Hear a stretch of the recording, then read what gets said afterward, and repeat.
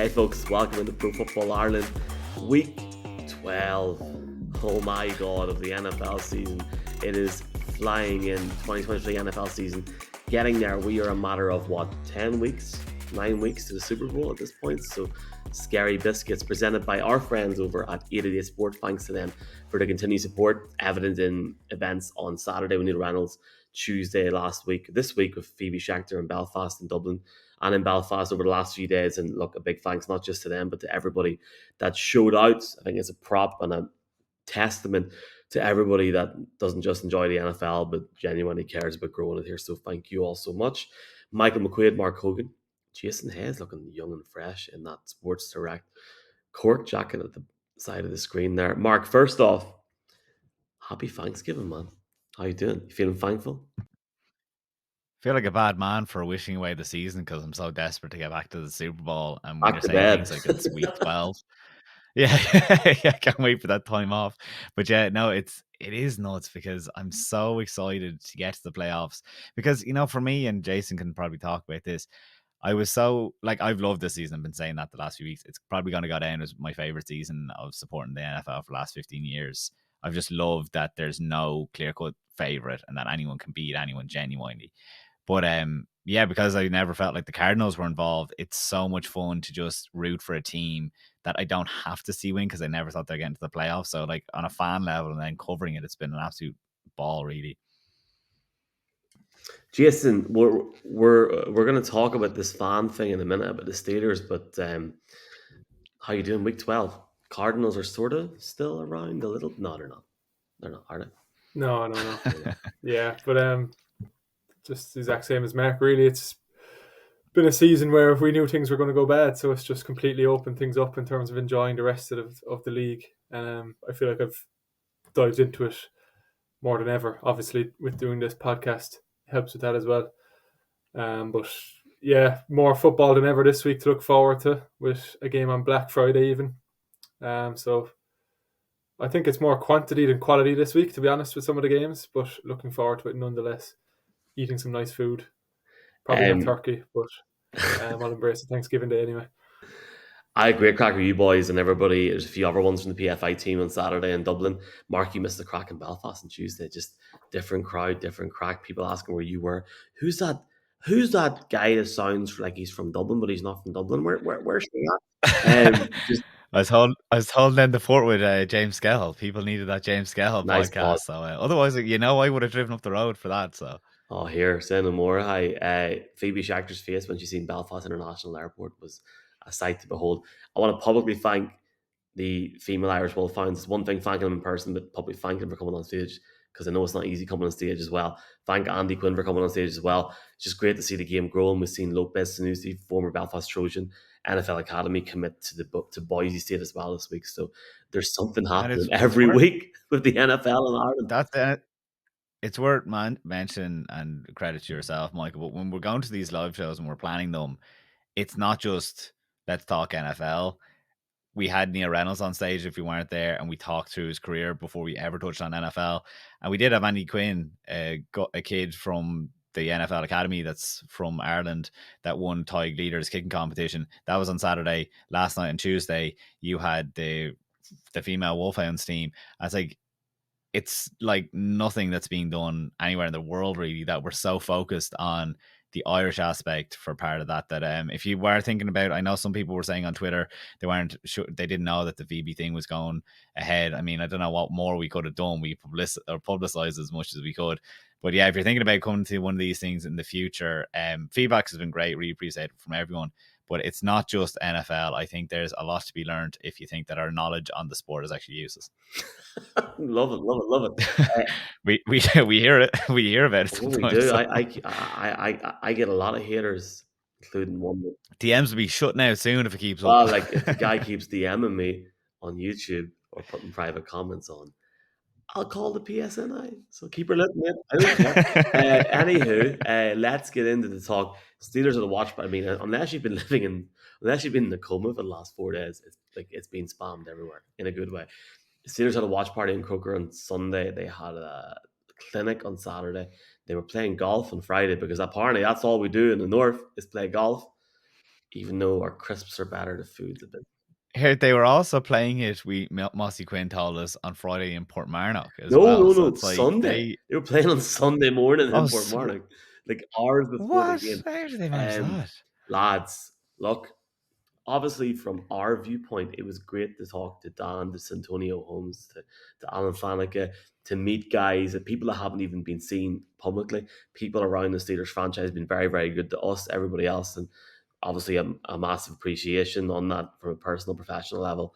We really appreciate it.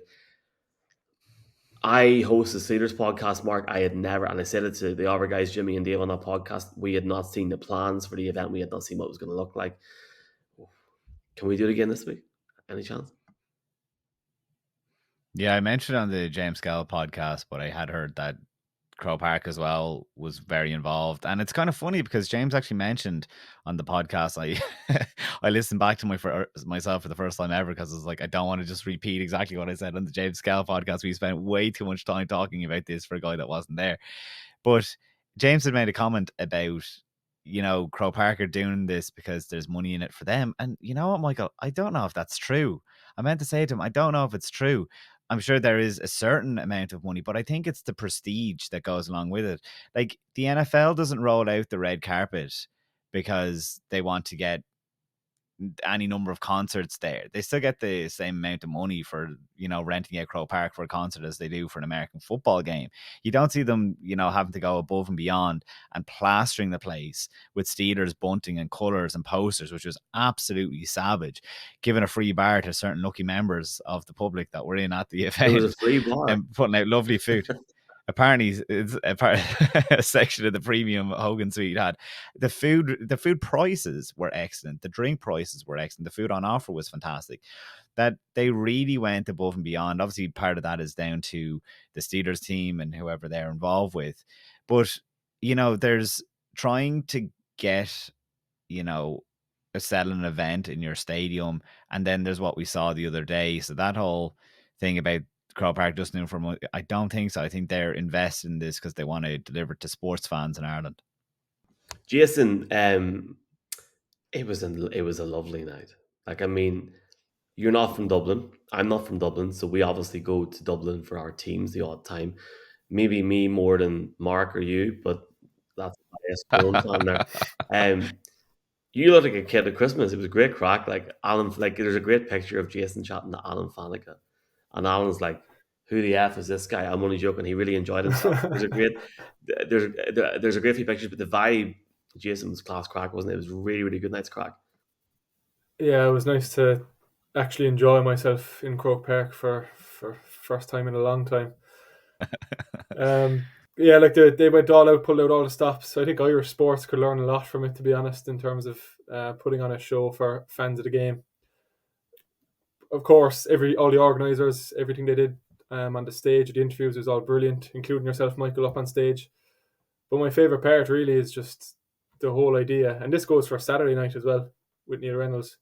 Just the whole idea of bringing together NFL fans from around the country, and it's unlike any other sport.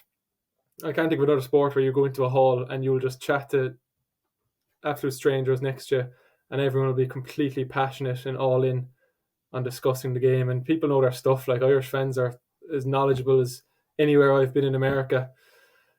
So it's just a whole new level of passion when you bring together fans from all over the country. Great to meet so many guys and so many listeners of this podcast as well. And of course, when you've the likes of Santonio Holmes and Alan Faneca knocking around next to you drinking Guinness, it's just kind of surreal. It felt like a weird dream at times. Shout out to Mikey, who was trying to convince me to go up to Santonio Holmes and challenge the fact that he got that second toe down against the Cardinals in the Super Bowl. But even 10 points wasn't enough for me to be brave enough to do that. I did ask him to write an apology on my terrible towel, and that backfired as well. He actually wrote down the champ and then signed it. So I don't know if I can hang that in my wall either. But yeah, what an event. Yeah, look, I feel like we could talk about it for a long time. I'd be one that would be in the camp of let's have it in Belfast, let's have it in Newry, let's have it in Galway, let's have it in Cork, let's do it again this season. But again, this is why we're not being paid the big bucks, Mark. So I give it here. Let's get her up to Belfast, yeah. You know, though, I said it to you lads, I said it to James. Genuinely, if they keep bringing those things back, you can keep pushing out when the game needs to be here. If they did 2 a season, it'd be absolutely unreal. It was that fun. I think next time people are going to realize it's an NFL event, not just a Steelers event. So it's like, and come one and all. Maybe it'll be a Jags event. The Jags should absolutely do one now. We obviously know they're in the market as well. But genuinely, wasn't it? It's like you're in that room being like, this is the NFL here. Like, we have the mascot. We have like the DJ pumping music. Like you really felt like you were at something. And like, the one thing about going to the NFL UK games is maybe the night before the bars are class, but this is like we're watching it. A could-be owner, the director of marketing for the Steelers, is over there. Former players are there. Like, it really felt like a savage event and something that tops. It's up there with the highlights of anything I've done in Europe or anything really NFL wise outside of the Super Bowl. Yeah, it was unreal. Now, thanks. Look, props to the Steelers. Thanks to the Steelers. I don't think we can thank them enough. It's been great crack. Let's have it in Belfast. Let's do it in Belfast. I'm just being biased now. Let's go. Let's get it half an hour from the gaff, boys. Imagine getting the parents to take me home that week. That'll be a handy night. Anywho, loved it. Can't wait to the next one. If it's in, I'm gonna jinx this now. If it's in Tralee, I'll be there. Don't worry. Okay, we're doing a food draft, Mark. Is this because of Thanksgiving? Yeah, it seems to be all the rage. We said we'd lean in. It seems like on Thanksgiving that you have to do one of these food drafts, and we said we must have just barely missed Thanksgiving. We are celebrating our birthday one way or another, right, Michael? Well, I mean, my birthday's in February, so I mean, you know. What, Pro Football Ireland? Oh, yeah. Well, that shows you. Sorry, I thought that you knew exactly Sorry, what I was saying on there. That's next. I actually think that's next week. But look, Oh, okay. Reynolds But it Saturday, goes to Steelers show Sunday. it still hits on the point that we would have missed out on this last week. So I said, let's finish off this segment with a draft of our favorite food option that was supposed to be related to either a tailgate or maybe to Thanksgiving. There was certainly no turkey there the other day. So I've given you lads a list. Jason, I've decided that the order that we're going to do this is going to be in who is the worst team gets the first overall pick from based on our picks this year, and you're back into last place. I'm sorry to say, you got a bit too confident, it seems, because you're really doing really well for 3 or 4 weeks. So you've dropped back in the picks again. So you'll get the first pick, or I was going to say we'll do a snake draft. You can have the first and the sixth pick, or the third and the fourth. You gotta go third. I'll go first. All right, Michael, you're 2. I'm 3 and 4. Michael, you're 5, and Jason, you're 6. Okay. Just looking at the list. I don't think it's on the list actually, but oh yeah, this is food from the Steelers. If you need part, to add isn't one, it? yes, it's food from the Steelers. Can we put our own picks on? Those arancini rice balls. Did you guys have them? They were delicious. That's the first overall pick. That's the first overall pick. Firstly, I absolutely screwed up the event in general because an hour before we went there, me and my girlfriend went and got a toasted sandwich in a pub because I wasn't too confident at how much food they'd have there. Terrible decision because there was food coming out all night. But no, I'm going with the arancini rice balls. That's what I've had before, but the spice on it was delicious. Man, way to go. Does this have to be food that was at the Steelers party? Is this like Yes, that was the idea. We're supposed to be selling people on coming to the event. I would have event picked this number 1, so it's my number 2. Mashed potato. Spot the culture. Oh my god! I thought it was gonna, because now I have the 3 and 4, so I'm gonna go for that deep fried mac and cheese ball. That was like proper American, something I've ever had. I feel like I'm gonna stay away from the chicken wings because the sauce and the chicken itself was great, but the sauce was useless. So I'm gonna go for the pulled pork and Doritos, which was a matchup I've never thought of having before, but it well worked for me. Who's next? You're back again, Michael. Mr. Commissioner. I just want to publicly say I thought the dip waffle was awful. It was absolutely atrocious. Popcorn. I didn't. I was too nervous. I didn't eat that much. I'm going to say the popcorn, even though it was like eating sugar. But I'll take the popcorn at 5. That right there is how a GM must feel on draft day when his player falls into his lap, because I thought those dip waffles were delicious, to be honest. So I'm going to drink the dip waffles. I thought they were awful, but like, I mean, if they Oh, sold that's those No, during the they what a waited too draft, long. review. They I'd were be gone like, yeah. stale, I'd say. When they were fresh out, they were very nice. By dip waffles, we should say that there's kind of like sweet waffles, not the beta waffles, and they were dipped in chocolate, which they were cold. If they were hot, I'd be super into them, but they're cold. They're out of the fridge. That's why straight away. Here, we need to talk some Anyone football. listening to this That is was a going to. pair. What are we doing? What are we doing? Talk some football, please. Hold on, I thought we were going to finish the draft. No, what's the? That is the draft. That is the draft. We can't keep going. I said we get 2 picks each. I thought we were going to go 1 to 10. I mean, I was probably going to go like. We don't need to fill out the roster I was going to go completely. maybe like That's for donut free after, agency. potentially. I don't like mac and cheese. So, anywho, right. We're going to talk about the Broncos, I think, next night. Obviously, as the in-house Broncos fan, you can imagine my sheer shock when I woke up on Monday morning and seeing the Broncos, Wearing a Steelers jersey. which is sitting over there right now, actually. And what? Do you know what? Like, and I'm getting DMs about this. What do people want me to do? Say no? I mean, Yeah, for real. like Yeah, no, for like real. I have Here, I does have a DMs the last 24 hours, 48 hours saying, it's really sad to see in a Steelers. I'm like, and what? You wouldn't do it? Like I've literally replied to them saying that. So like I don't I know this is our standard podcast. I don't care if I'll give off if I need to sort of thing. It's fine if you don't like it. Unfollow us. Do you know what I mean? It's grand. Like, does it have your name on it? I know Hannah no, it Tyrrell, doesn't Aidan have. O'Shea, they all got that. You didn't get your name, and I was trying to have a glance the other day, but I actually you didn't hit know it Hannah from was the there because I wanted outside. to like say hello to her. I've never met her before. So I wanted to say hello. I did not know she was there. So thank you for Yeah, she seems into it. She definitely seems into it. She's genuine as one of those talking about influencers go. into She it. was up the very Talking front. about into it, boy.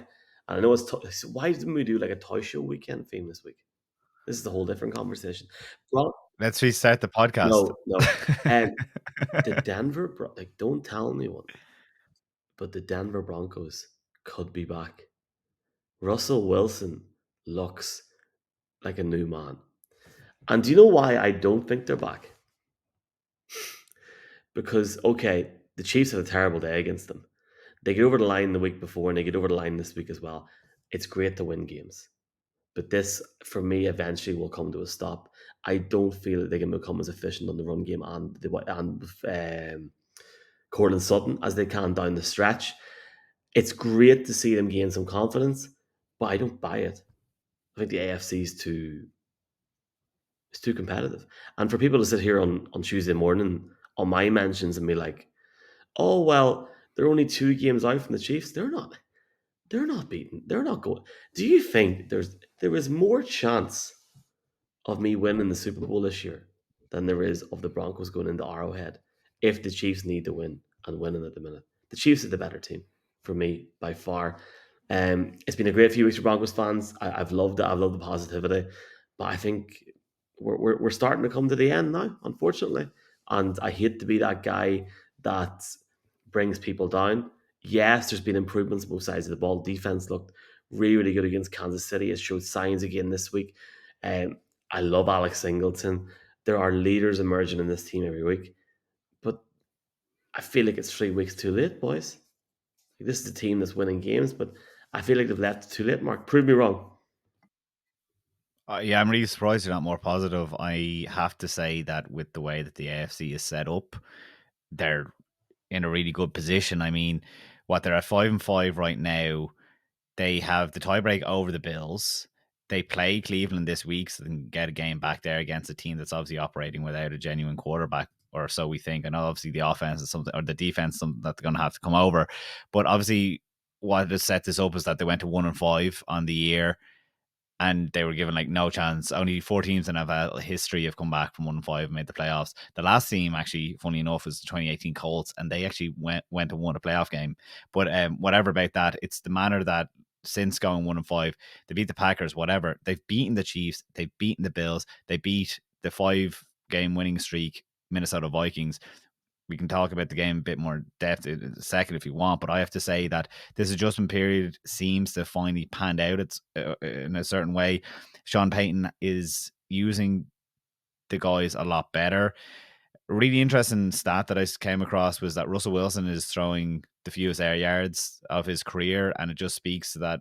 Peyton has obviously said, yeah, the personnel isn't there to, you know, be deep balling it or whatever. So the scheme has caught up, and Russell Wilson's playing almost, can we say, as good as he did in Seattle. Like, all those things about it not working out, we have to completely dispel them. It's done, it's over. Like, they are playing really well as far as the quarterback head coaching tandem. So it's like, I have to say, like, I'm quite positive. You can see them spreading out. Like, I mentioned on the podcast yesterday that Samaje P. Ryan, Cortland Sutton, and Jerry Jeudy all had 60 yards. But it's like, it's good to have that. There's no one guy that they're just relying on. They're able to spread the ball out there.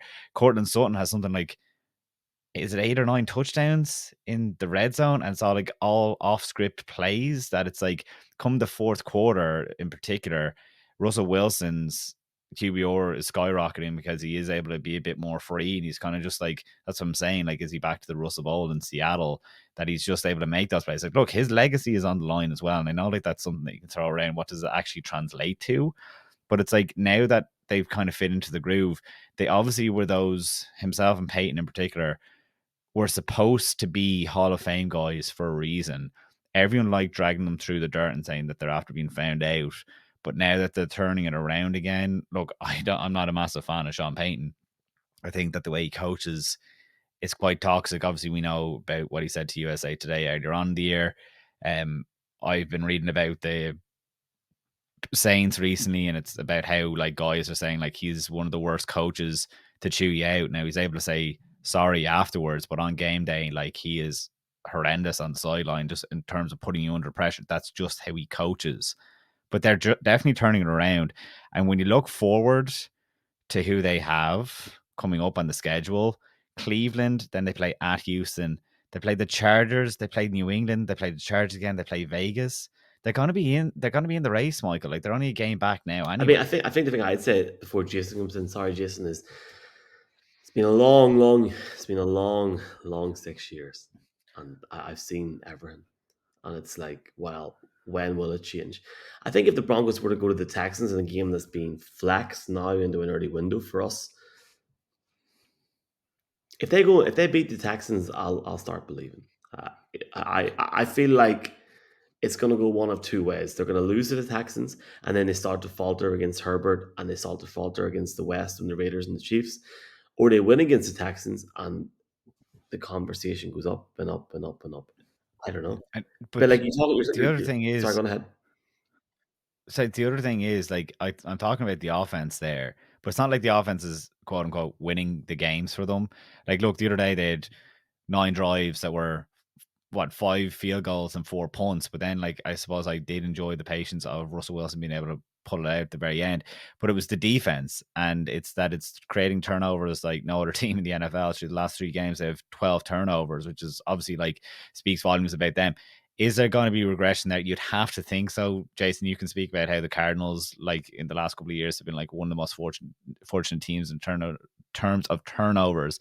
But the other thing is, teams have figured out not to kick to Marvin Mims because he's the best punt returner and kick returner in terms of returning yards in the league. So they're obviously going to struggle when teams are going to say, okay, you have to beat us on offense because we're not going to keep on turning the ball over and we're not going to give you up a lot of yards in the kick game. Yeah, look, I probably fall somewhere in between the two. The first few games, the first 5 or so games of the season was probably an unfair reflection as to how bad the team was, but I also think these last few games may be a bit unrealistic as to how good the team is moving forward. It's 3 great wins against Buffalo, Kansas City, and the Vikings in the last 3 weeks, but you know, it's not games where they fully looked in control as you go through the game, and they've had 12 takeaways combined in those 3 games, and that's not something that's entirely sustainable moving forward. That's the type of thing that you do see regression on more often than not. But I think the progress they've made, like, it's a new coaching staff, you can't overlook that fact. And people jumped on Sean Payton through a couple of weeks because they weren't getting it done early, but it does take time to settle in the system and get used to the players. And the worst defense in the league through the first in league history through the first 4 weeks of the season, and now they're playing like a top 10 unit. So credit to Vance Joseph as well on that side of the ball.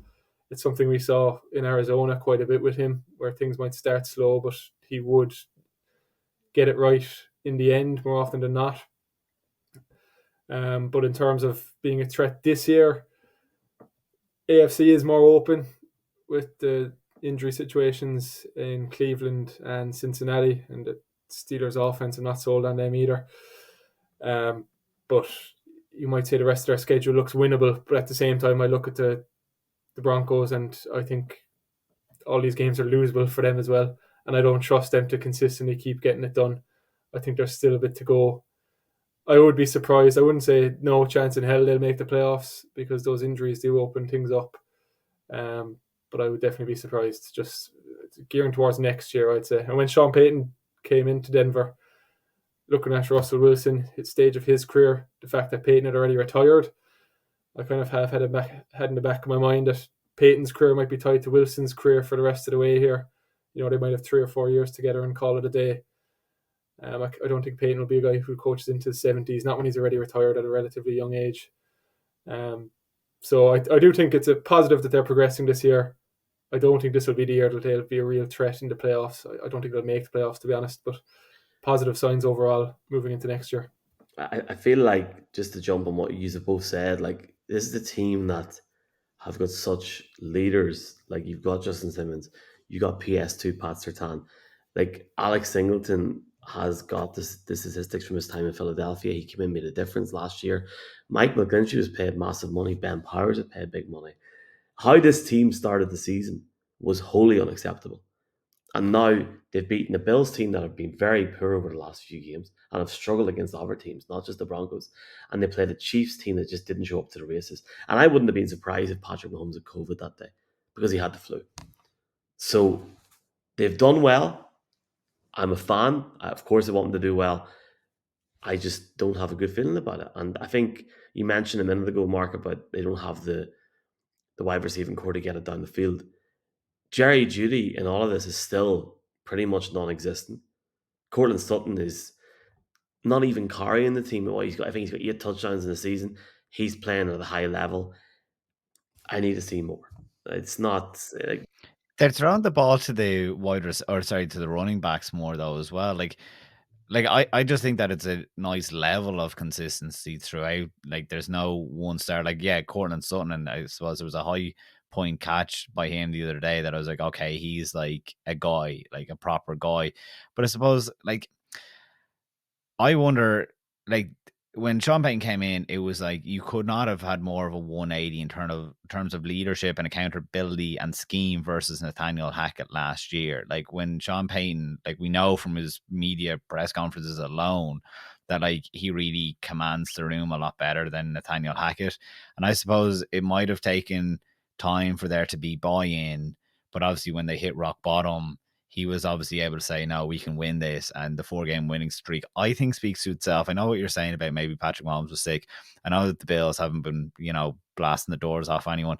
But I suppose combined, I think that there's more than just a fluke element when you have that 4-game winning streak, including obviously the Vikings were the longest winning streak in the NFL at 5 wins until Sunday. That in a year where no team seems to be going, or very few teams are going on long win streaks, I have to give them credit that I suppose it's their first 4-game win streak, Michael, since the Gary Kubiak era in 2016. Like, you have to give credit to that.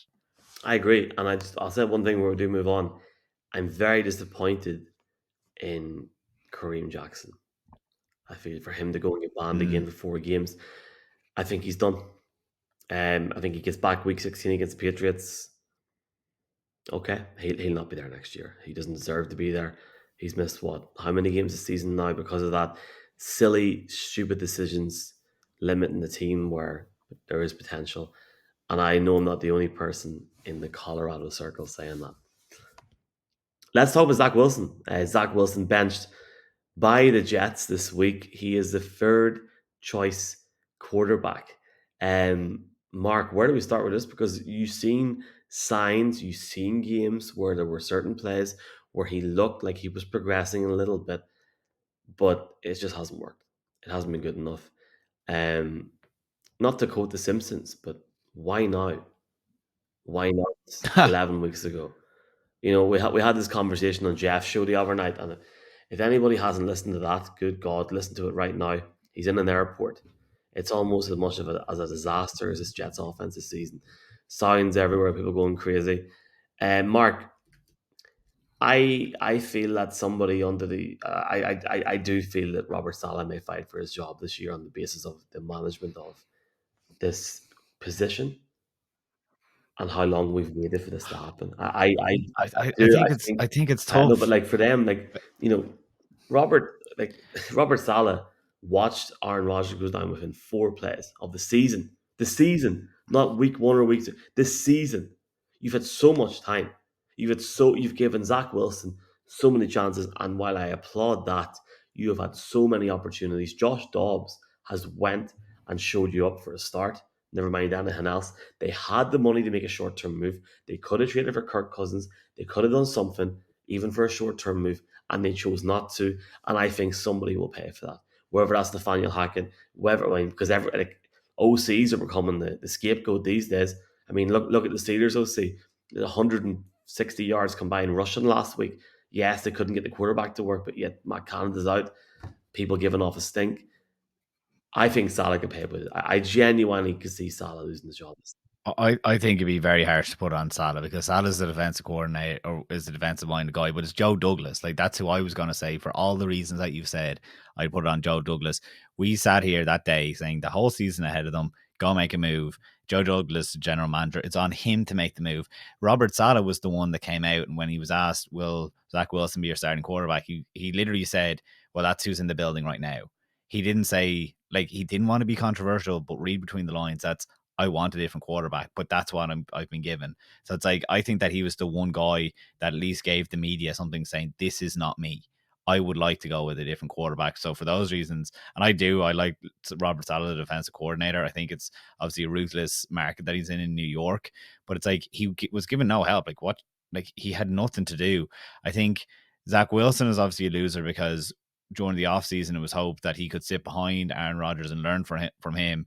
That never happened. Like, it's not like Aaron Rodgers even ever threw his support behind Zach Wilson. He was always like, I'm going to get back to play, which I'm like, that's what kind of gets me with Aaron Rodgers. Like, just show some support and be like, I think, like, look, it'd be great if I can get back this year, but you have a great guy there. I've seen him behind the scenes, yada, yada. He never did any of that. He said, I'm Aaron Rodgers. I know. And like, there's a confidence to it, but then there's also a narcissism to it. And it's like, he should have thrown his weight behind him. So yeah, from that aspect, I think that it was always doomed to fail. Why now? Because yeah, it seems like they're finally thrown in the towel. But yeah, in an AFC that is this wide open, that every quarterback seems to be lost, it is interesting because a lot of teams are putting on their defense. The Jets are too far behind to be putting on their defense, but they never really did. So from that point of view, maybe Robert Saleh could get in trouble. But I will say, as far as Zach Wilson, he came out and made a statement. He was asked about, do you feel scapegoated? I said, I could come out here and say all the leaps that I've made this year, but I understand if you're not putting up touchdowns, this is going to happen. And I said, well, that is the first bit of development I've seen on any level from Zach Wilson in years. I'll say one thing, Jason. The Super Bowl's in Vegas in a few weeks' time. Only a matter of weeks away, and you can go in. You can put money on black. You can put money on red. You can put money on whatever you want, whenever you want. It seems like a high gamble for Robert Saleh to put Tim Boyle and Trevor Siemian in as their quarterbacks in week 12 of the season with what they have around them, especially on the defense. I stand by what I said, man. I stand by it. Well, look, that's why I think a change hasn't been made until now. I think on Sunday we might. Is it Sunday they're playing? There's so much games on this week, it's hard to even tell. But I think we'll find out now just why they've been hesitant to make this change. And I don't expect massive things from Tim Boyle. I know Rodgers is looking to get back practicing. I think he mentioned 2nd of December, there and thereabouts is his goal, which sounds still astonishing. But if the Jets lose the next 2 games and Rodgers can't come back as soon as possible, it's game over. So I feel like Salah's just felt it's not working as it was. It's worth a roll of the dice. But at the end of the day, we're all calling for this change, but it's the coaching staff that see these guys week in, week out in practice, and they have far more evaluation and experience than us to know who's better to lead their offense on game day. So I don't expect a miracle. In terms of Rodgers not supporting Zach Wilson, I feel like he has been, at least in the preseason and the off season. You know, it seemed like they had a good relationship. In Hard Knocks, I see what you mean in terms of maybe he could have got behind him more, but at the stage of Rodgers in his career, I don't think it's any secret that he wants to get back out there and be the main man leading the team, and that's what they're paying him for. And I think, to be honest, part of his relationship with Wilson and the fact that he's so comfortable around him and happy to help him, it's because he knows he's not a threat. You know, Rodgers clearly isn't threatened by this guy that he's going to be taking his job anytime soon, be it this season or next season. And I think that says a lot about the overall situation. He just hasn't progressed to the quarterback they wanted him to be at this point in his career. You know, the offense is 30th in scoring and 30th in yards. The defense is good, and they're just not holding up their end of the bargain. If they could at least be competent, this Jets team should be primed for a playoff push if Rodgers could come back. You can't completely rule them out at 4-6, but I don't expect a miracle from Tim Boyle. And overall, is Mac Jones going to play this weekend? I don't know. Justin Fields, of course, has his question marks. Trey Lance has become irrelevant in the NFL. That draft class is looking like one of the worst of all time in terms of the quarterback position right now. It's just, it's really getting worse as the season's going on, isn't it? It's a funny one what you're saying there though about Aaron Rodgers, please come back in December, please. Actually, no. I just think he's bluffing the whole time. But I just think he's bluffing the whole time. So it's like, all right, if you're doing this because you want to show you're like a freak of nature, do it. Because like I just feel like he's been bluffing the whole time. He's wanted the team to lose because he's like, I don't have to go back in then. But I'll say in the offseason, oh yeah, I was ready to go. I'm a super freak. Like I don't know, maybe I'm just completely like I'm so off Aaron Rodgers now. But it's like I just feel like he's done no help to the team. He's just, I don't know, he's just been prodding along and prove to me that you can come back and like prove that you can do it successfully. Like he's going to be a statue if he comes back in December. Oh, I'm definitely clipping that for TikTok when he has 4. Right here. Imagine that went viral and he saw it and it got brought up in McAfee. all the comments that are held for review. This guy has no idea what he's talking about, man. Well, yeah, 100%. Make your own podcast. Okay. On that note, headache. I've got a headache because I haven't been in bed in like 4 nights. No, headache is our last topic. Oh, have we another topic? We still do because it's Thanksgiving. Hold on. It's Thanksgiving this week. It's Thanksgiving, so we said with our food draft we wouldn't just leave it there, and we'll say something we are either thankful for in the NFL at the moment, or because of Black Friday we can buy something low that is to do with the NFL. Way to go, Jason, for coming up with this, because this is creative as hell. But thankful for or buy low, Michael, do you have one? I am thankful for the opportunity to chat to you boys. I'm joking. Here, give us a thankful for in the NFL. Are you crazy? I'm thankful for the Detroit Lions, 8-2 in the season. The way they're playing football at the minute, it's fantastic to see. This is going to go out Thursday morning. Thanksgiving is on Thursday, and the Packers face the Lions in a customary Detroit Lions Thanksgiving game. Going to get in 5:30. Sound like J-Bell here. Going to get the dinner ready. I've been told the one day of the year I've been told to make dinner. My wife usually makes like a Thanksgiving dinner, but it's not going to happen this year. I'm thankful for the Lions because their offense has been cooking. Jared Goff's took a step up this year, but I just love Dan Campbell, man. I actually love them. And for me now, Coach of the year, they're my second seed in the NFC in terms of I think it'll be a Lions-Eagles NFC championship. Yeah, it looks like they're going to get the number 1 seed as well. Here, is he Coach of the Year, Dan Campbell? Yes, he is. And anybody that picks anybody else is wrong. Completely wrong. Like, look at what Dan Campbell's done. And look. What about D'Amico Ryans? Huh? What about D'Amico Ryans? Well, the thing is, and this goes into what you're thankful for, teams you're going to buy low on. Like, I'm picking the Jags player for my headache. And I think that the Jags go to the Texans on Sunday. And that is a game where massive game. Absolutely massive. It feels like it needs a separate podcast, like to even talk about it. I hope that game's on TV. I don't even know what game's on TV at the minute. But we would probably be talking about that, except for we have oversaturated the market with Texans talk the last 3 weeks, though. We were kind of like, well, we better not go into that one. We'll see. Oh, what are you thankful for as I burp? Me, I did not go for thankful. I went for a buy low. I wanted to say the Broncos. I thought the Broncos would be ruled out off the back of the conversation on them. Clearly not. I clearly will be able to buy low because no one's into them. So instead, I actually had the LA Rams. I think that with their schedule coming up, they have winnable games against the Cardinals, this Browns team, the Commanders, Saints, and Giants. They're at 4-6 at the moment. I see them definitely losing to the 49ers and Ravens. They're a different side with Matthew Stafford in. Look, it wasn't hands out or like a really good performance against Seattle the other day, but I suppose there was a point in the fourth quarter there down by 9 points where Matthew Stafford got like knocked out, not literally, but like he was proper blasted, and he came back and had 2 really good drives and came back from a 9-point deficit to beat the Seahawks. Look, the Seahawks did give them a bit of help when you go. So Jason Myers missed 3 field goals, so it's not like it was a completely deserved win. But obviously they knock off a division rival that's sitting in a playoff spot, and a lot of teams will think is going to the playoffs. I think they're going to still have something to say if Matthew Stafford stays healthy. The defense seems to be playing a bit better again, and obviously, yeah, with Matthew Stafford, I think there's a bit of hope in there. I have a bit of faith in them.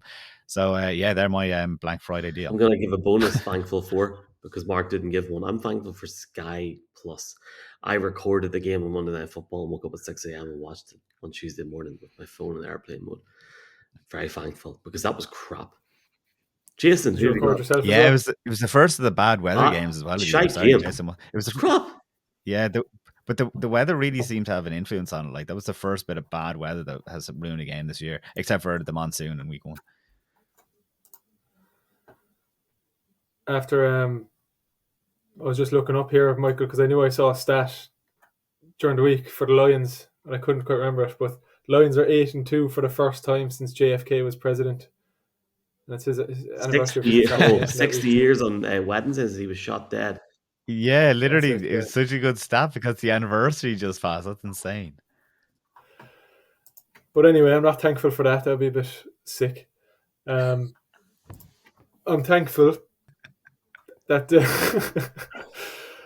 I'm thankful. God, we're not getting into Vegas now. That's the Super Bowl gone, boys. That's it. Threat to the US president. I'm thankful that the pendulum of the NFL is swinging back towards defense this season. Yards are down around the league, points per game are down, and some of the biggest teams, biggest names on offense, be it the Chiefs, the Jags, Chargers, we're not seeing offenses excel. Their teams are winning more often than not around the league with their defense first. Some of these struggles are down potentially to some bad offense around the league. I don't know, did you see the tip of Tom Brady's rant during the week? Do you know what, Jason? Talk about it. Yeah, I thought it was really interesting what he said. Yeah, it was. Yeah, but he's saying there's a lot of mediocrity in the NFL and probably down to practice structure. He even said bad coaching and some of the rule changes as well, and putting. I thought that was really interesting what he said. Yeah, that he said that he used to have to protect players with his throws, whereas now coaches want to flag. I thought, and saying that college players are coming up and they're not having to do as much, that like they haven't been coached as well. But I thought it was really interesting what Tom Brady said, because it was done with Stephen A. Smith. So normally I keep scrolling, but then I was able to isolate the part with just Tom Brady speaking, and I was like, wow, he's making a point here. He's not just trying to go viral. Yeah, and it's kind of a strange one the way he described it, that the rule changes obviously are benefiting the offense. These last few years is making a defender's job almost impossible, but as a result of that, the quality, a lot of bad habits are coming into these offenses. But I do think you have to give credit to the defenses this year as well. I think we've seen a bit of a shift in how defenses are playing. Some of these top tier offenses see more too high safeties, kind of complex mixes of man and zone coverage. They're finally catching up. It feels like it's been 15, 20 years now at this stage of offensive records being broken week in, week out, year in, year out. And to be honest, I don't like when it goes too far that way. It's almost like a game of Madden there at times the last few years. So I'm very happy that we're seeing some tougher games this year. We're seeing defenses deciding games. And I hope this trend is here to stay for a few years, because I kind of prefer it like this. I might be alone in that. I know some people would disagree, but I can appreciate a good defensive team just as much as a 40-point shootout. When Tom Brady mentioned by name Ray Lewis and said I would avoid throwing to the middle of the field when Ray Lewis was there, obviously Ray Lewis an inside linebacker, because he was like, he's going to blow up my best player and I don't need my best player getting injured like that. I thought that was really interesting, because it kind of makes you think the only stat that seems important now seems to be a sack. That's all we base it on. And it's like, that's where the stars are made, or Nick Bosa's or Joey Bosa's or Watt or Myles Garrett, that we only look at sacks, whereas like, yeah, there is other guys there, especially the inside linebackers that play that middle of the field. And when Tom Brady said that, that's actually what won the argument for me, when he said that I would avoid the whole middle of the field because I don't want my guy getting blown up. I was like, it's very interesting. So very glad you brought that up, Jason. It's I think I'm thankful for that too. I'm thankful for all of you. Oh, right. I've got a headache because I haven't slept in 4 days. So let's get our headaches done. As of right now, I'm going to take the Jags to beat the Texans on Sunday. And I think that Evan Engram, who has had a really poor season by his standards, he hasn't had over 75 receiving yards in any game. He's the only tight end really on that team that they can throw to. I think he's going to get 2 receiving touchdowns from Trevor Lawrence in Houston on Sunday. And the Texans are going to lose to the Jaguars. Imagine. No. I want to see the Texans win. They're so close. My headache is the Giants or the Patriots are going to give one or other a headache, purely because that is a massive game in the race for the number 1/2/3 seed in the pick in the draft, that someone has to lose it, or potentially it's a draw and they're just going to be a headache for one of us or all of us. That I just wanted to give that game a shout out almost, because it's massive in that race. Can I offer you an egg in this trying time? Danny DeVito, fans? Okay. Fair play. Yeah, I was going to give you a shout out there, but you had to go and bring it up yourself. Well done, Michael. Thank you. I'm actually going with the same game. Looking at a running back, maybe a surprising name. Didn't expect to name him this year, but Ramondre Stevenson of the Patriots has been trending upwards these last couple of games. He had 88 yards in Frankfurt against the Colts, his most of the season, and he had the second most the week before against Washington with 87. I think we could see him top 100 yards this weekend, because the Giants have been really struggling to stop the run the last few weeks, giving up over 150 yards per game, most in the league the last 3 games. So it should be a fun, maybe fun is the wrong word, but with Saquon Barkley on the other side of the field, I think we're going to see a lot of running in this game. So interested to see how both defenses cope with that. I love it. Week 12 of the season. We've nothing planned over the next few weeks. I thought we had for a second, but we don't, Mark. So it's grand. We're back in January. Jeff Reinbold is on a 7-night tour of the island of Ireland. And I'm not driving him around, so I don't know how he's going to get around. linktr.ee/Reinbold. Dublin sold out. Cork is sold out. Limerick is 3/4 sold out. Galway's flying off the shelves. Belfast is going rightly. Derry's doing well. Dundalk is there. If you can't get to Dublin, go for it. My wife's going to leave me if I keep doing this, so I'm going to stop any tour dates for now. So I want to thank everybody again for coming out over the last week, and thank everybody here involved for all their help. It's been awesome. Any final words, anyone? No, although I will give it, I suppose, yes is the answer then. That's a great mention by Jason, just to finish it. We were talking with some of the fans over the weekend about some of the betting that has been done as a result of our podcast, which is kind of cool. And that is absolutely something that I'm going to look into. What's the line on Ramondre Stevenson? Seems like something that we should all be looking at now, thanks to Jason. I love it. Presented by 8 of the Sport. You can check that out on there. 18 plus. Please be gamble aware, folks, of course. We'll be back next week to look ahead to the lucky, maybe, or unlucky week 13 of the season, our last week in November, as we get closer and closer to the postseason. For Michael McQuaid, for Mark Hogan, for Jason Hess. Have a great weekend, folks. Keep her lit.